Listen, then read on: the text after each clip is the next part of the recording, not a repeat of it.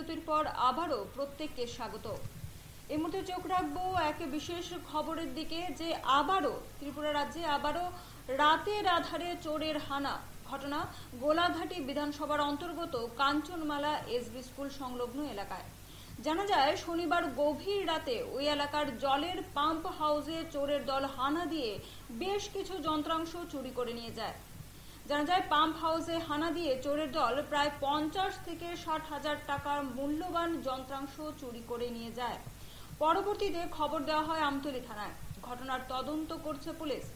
কাঞ্চনমালা এলাকাবাসীদের পক্ষে পঞ্চায়েত প্রধান রাজেশ দাস ঘটনার সুষ্ঠু তদন্ত ও বিচার চাইছেন।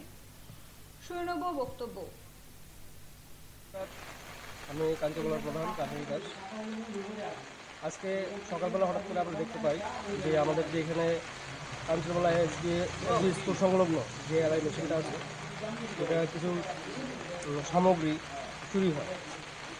আমরা দেখতে পাই এখানে মোটামুটি 50-60,000 টাকার মতো জিনিস চুরি হয়ে যায়। তখন আমরা থানাতে খবর দিই, আমতলী থানাতে। খবর দেওয়ার পর তারা এসেছে, আমতলী থানার ওসিরা এসেছে, সব দেখে গেছে। আমরা ওখানে একটা জিডি এন্ট্রি অবশ্যই আমরা করব। আর যে যারা এই কাজটা করেছে সমাজের চোখে তারা দোষী, আর তাদেরকে আমরা উচিত শিক্ষা যেমন পায় আমরা থানার কাছে বা আমরা সবার কাছে যে ওদেরকে ধরার জন্য বা ওদেরকে যে কোনোভাবে থানার কাছে আমরা একটা আবেদন রাখবো, ওনাদেরকে উপযুক্ত শাস্তি জীবন প্রদান করা হয়। মানে কি জিনিস এখান থেকে চুরি হয়েছে? দুটি, একটা ছোটো মেশিন আর একটা বড় মেশিন ছিল, ওটা নিয়ে যায়। আর তার ছিল খুব দামি তার, প্রায় 50 মিটার মতো দামি তার ছিল, ওটাও নিয়ে যায়।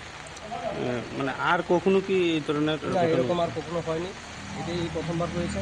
যারা এই কাজটা করেছে খুব সাহসিকতার সহিত, একটু সাহসিকতা একটু বেশি মনে হয়, একদম এক্সপার্ট তাদের বলা হয়, ওরা এই কাজটি করছে আমার মনে হয়। এখানে দেখলাম মানে নেশার কিছু সামগ্রী আমরা দেখতে পেয়েছি, এখানে কিছু নেশা সামগ্রীও আছে পড়ে আছে।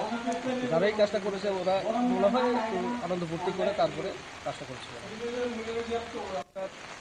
আমি কাঞ্চনমালার প্রধান রাজেশ দাস।